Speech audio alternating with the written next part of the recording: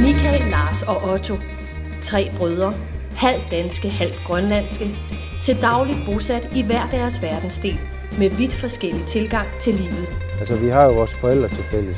Det er sådan cirka det eneste, tror jeg. Men de deler også alle 3 den konstante trang til at stikke af og forsvinde ud på de store vidder. Det her, det kan man slet ikke få nogen steder på nogen café i København. Der er storebror Otto, bosat i København, instruktør, Sundance nomineret, diplomaten, som ser verden i billeder og god til at organisere. Jeg tror Otto, han er kaffe latte grønlænder. Byrotten kalder vi ham. Hvis I skal have en røverhistorie, så skal I gå til Lars.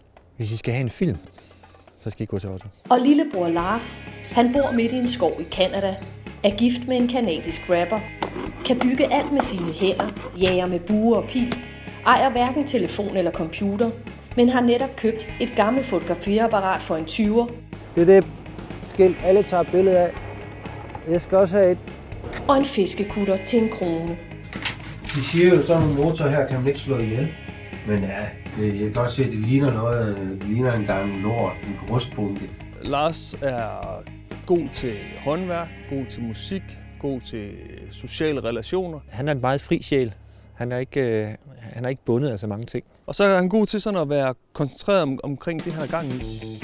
Og så er der mellemste bror Michael, eneste bror bosat i Grønland. Han knokler med en politisk karriere i parlamentet, er en eminent fisker og jæger og leverer specialiteter til Noma. Det er en rypegro, men når ryben så spiser, så falder maden herned. Så man tager bare den her, og så tømmer man den ud og tørrer det. Han skriver kogebøger og sejler også turister rundt i sin egen charterbåd. Michael, han er jo så fjeldaben, der kender alle fjellene og sådan noget. Når det kommer til jagt og fiskeri og Michael, så er han jo ligesom dedikeret 100%.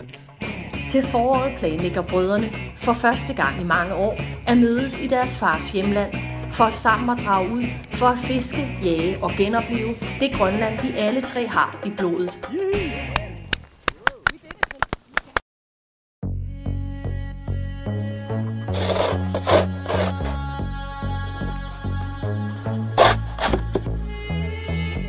Jeg har drømt om at få en båd i flere år, og så lige pludselig falder den der ned fra himlen og lander på skødet af mig. Jeg har givet den 1 krone for den. Jeg vil prøve at reparere den og bo i den. Så sejle rundt.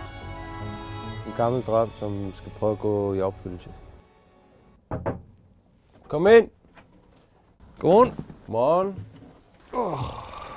Har du taget morgenmad med? Morgenmad. Bacon og æg. Fedt, mand. Tak. Hvem med Michael skal også Nej, have han kommer morgenmad? først senere. De arbejder. De har meget på programmet i dag. Nå. Så han kommer senere, når vi skal ud fisk. Vi finder altid på et eller andet, når vi er sammen. Så opstår der sådan et eller andet skydekonkurrence, eller et eller andet projekt, man skal lave. Den her gryde, den er sgu ikke blevet vasket op et halvt år. Hvad for noget? Der er mug i. Er der mug i? Ja. Hvad har du lavet i den sidste? Kaffe Kan man ikke bare lave kaffe af sådan noget? af sneen. Ja. Ej, kan man det? Men det er det der med sne, de kan faktisk godt brænde på. Kan det? Ja. Det er derfor, hvis man skal smelte sne i en gryde, så skal man lige have lidt vand i først. Bare lige bunden. Ja. Det er Jørgen. Nå. Og han har ikke noget sted at bo. Så sagde jeg til ham, han kunne måske passe den her. Ja. Hvis jeg får lavet lastrummet om, så der kan komme varme på dernede. Nå ja. Og lave soveværelse. Skal der ikke noget isolering dernede, Lars? Nej. Han er jo grønlænder. Nå jo. Ej, der bliver varmt nok derinde. Så. Lækkert. Er det min? Ja, det kan vi godt sige. Så putter vi lige 2 i hver. Okay. I sådan en lille bue. Okay. Og hvis du stiller den her ind på gryden, inden der varmer. Nå ja, selvfølgelig ja. Så vi laver kaffe samtidig. Det bliver en helt ny grydeskæg.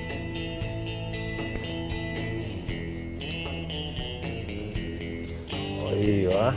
Det ser da helt fantastisk ud. Hvad skal vi kalde den ret? Vi kan kalde den... Æg.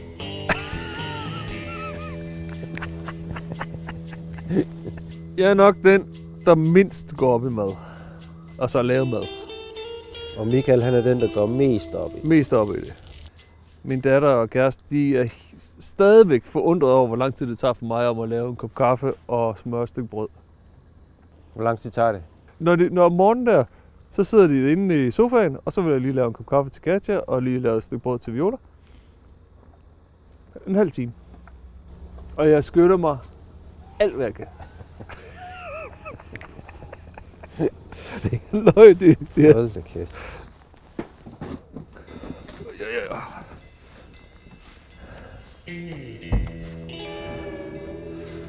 Prøv lige at se, Lars.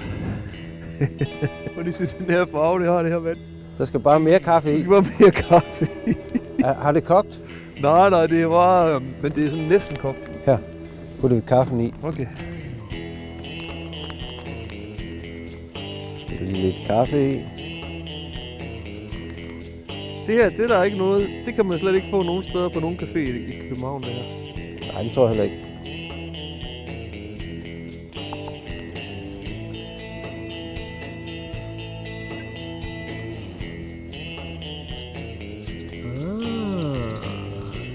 Ja.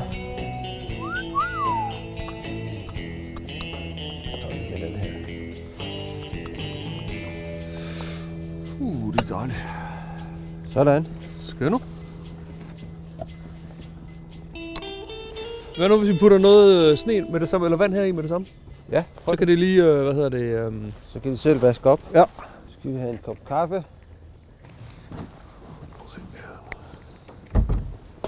Værsgo. Har du din lommekniv? Ja. Skal vi tage den på grønlandsk også? Der kan jeg. Prøv nu. Ja. Skål. Skål. Du prøver kaffen.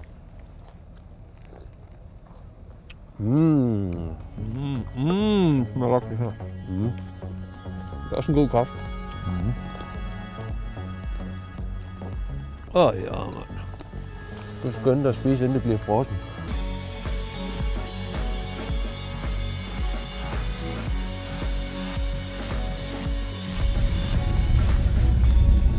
Det er det eneste sted, der er høje vigepligt i hele byen.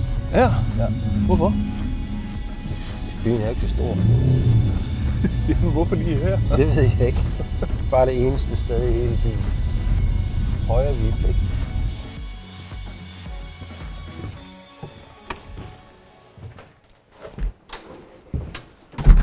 Hey. Har du den der bog om motor? Kan du huske den? Ja, det er nok. Ved du, hvor den er henne? Nej, det er rød fint. Nej, den er på grønlandsk. Det er den. Ja. Jeg har fundet den. Det er min motor.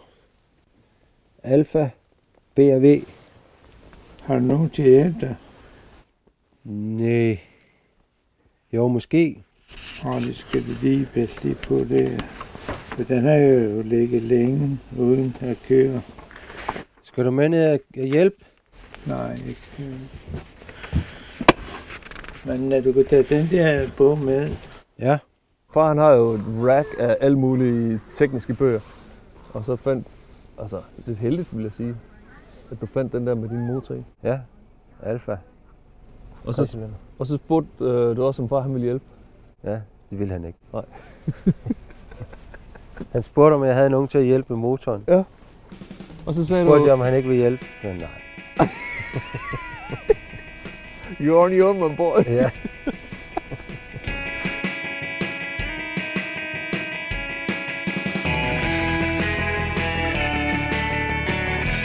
Altså nu er vi hjemme ved Michael, og det der ved Michael, det er, at vi har faktisk alle sammen nøgle til hans hus. Og han har den største, vildeste fryser herinde, som vi kan dykke ned i og få noget mad i. Bundløs fryser. Den bundløse fryser. Og Michael har jo også alt udstyr i orden, altså varmt tøj og fiskegrej og jagtrifler og knive, og jeg skal komme efter, der skal jeg. Se vi fange rødfisk. Ding.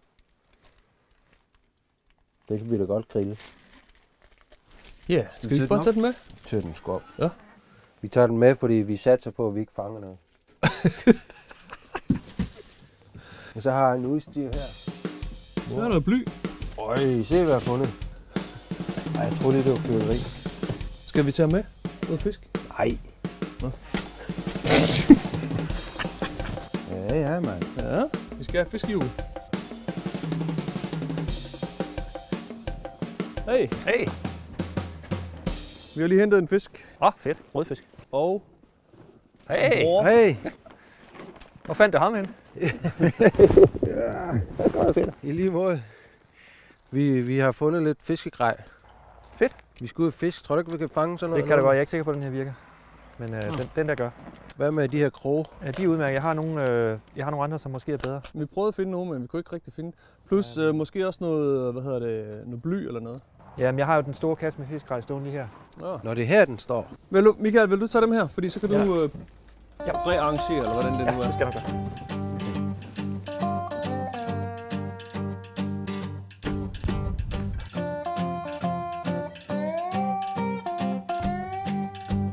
Hvor skal vi være henne? Jeg tror, at den klip der er forholdsvis dybt vand lige ud for, og der er også noget strøm, der går forbi, så jeg er ret sikker på, at der er torsk lige herude. Vi kan lige hente nogle sten, og så begynder jeg at lave mad her. Altså, det er jo fuldstændig klassisk. Altså, Michael, han er i gang med fisk eller jage, eller hvad det nu skal gøre. Og Lars, han er lige i gang med et bål eller et eller andet.